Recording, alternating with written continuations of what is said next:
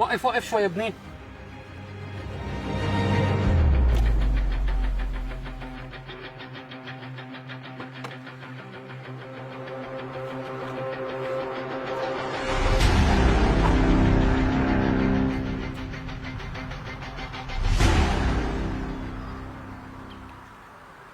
ايش بك عمو؟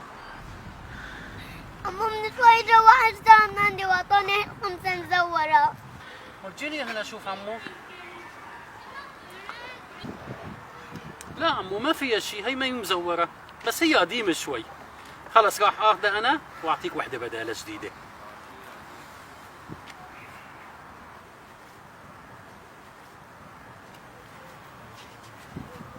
سيك عمو.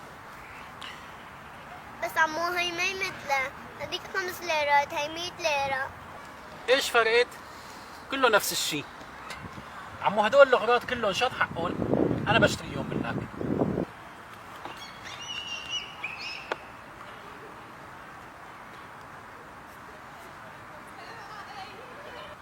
عمو هدول كلهم حقهم 25 ليرة. تمام عمو اتفقنا، راح اخذهم.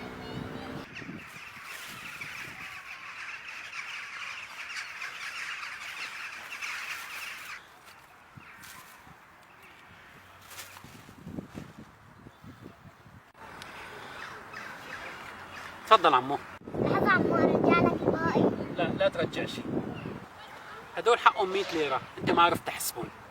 طيب عمو الله يرزقك. الله يسلمك يا عمو.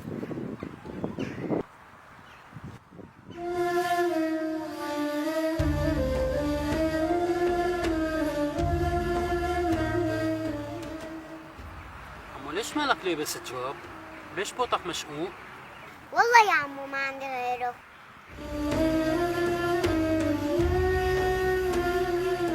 يا رضا نعم بابا. تعال عندي، نزيل ابني شوي، تعال.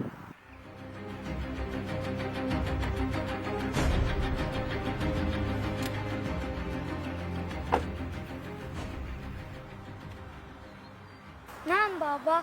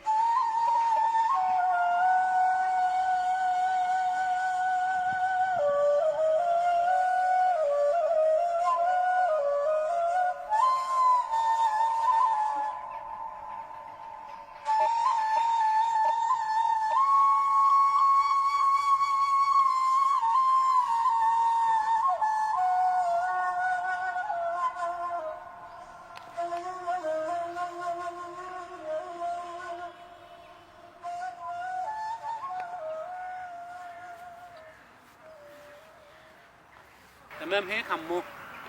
ايه تمام عمو الله يرزقك.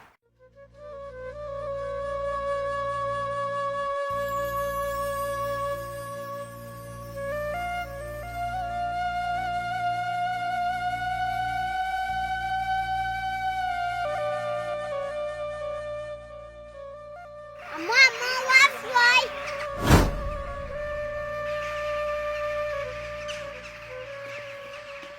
عمو انت مين؟ مين يعني؟ انسان مثلي مثلك. لا عمو انت في جواتك سر. شلون يعني يا ابني؟ ما فهمت عليك.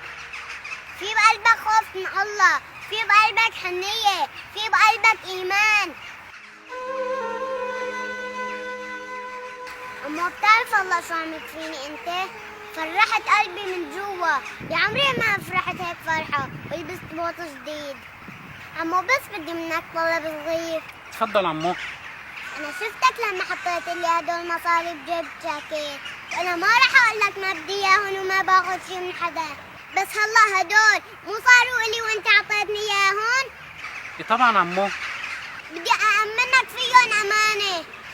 لأخواتنا اللي قاعدين بالخيام ما عندهم مكان يناموا فيه وعم بيناموا على الواقف بالميات والطوفان.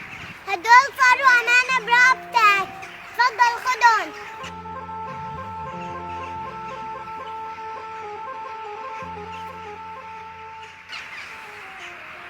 فعلا ما بحس بالفقير إلا الفقير. حسبي الله ونعم الوكيل. وصلت أمانتك. عن ربك ما راح يضيع شيء. الله سبحانه وتعالى في القرآن الكريم: بسم الله الرحمن الرحيم: فمن يعمل مثقال ذرة